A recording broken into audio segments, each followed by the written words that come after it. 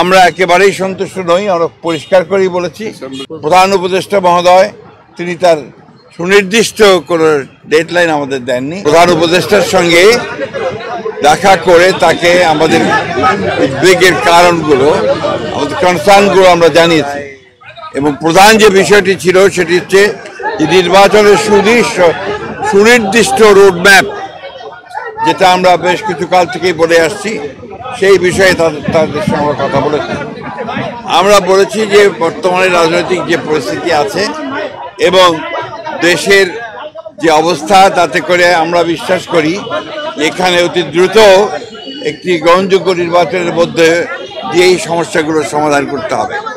ওই একই সঙ্গে চলমান যে সংস্কার কমিশনগুলো করা হয়েছে, উদ্যোগ নেওয়া হয়েছে সরকারের পক্ষ থেকে, আপনারা জানেন যে আমরা সেগুলোতে সম্পূর্ণভাবে সহযোগিতা করছি, এবং গত কয়েকদিন আগে আমাদের সেই সংস্কারের যে আমাদের মতামতগুলো আমরা দিয়েছি, এবং আগামীকাল সম্ভবত আমাদের সঙ্গে বৈঠক আছে।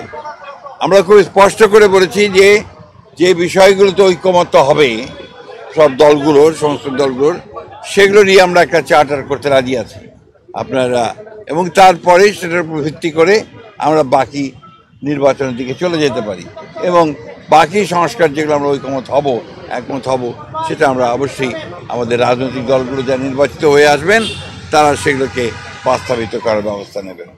এটাই ছিল আমাদের কথার মূল কথা। প্রধান উপদেষ্টা মহোদয় তিনি তার সুনির্দিষ্ট কোনো ডেডলাইন আমাদের দেননি। তিনি বলেছেন যে ডিসেম্বর থেকে জুনের মধ্যে তিনি নির্বাচন শেষ করতে চান। এই কথা তিনি আজকে আবার বলেছেন।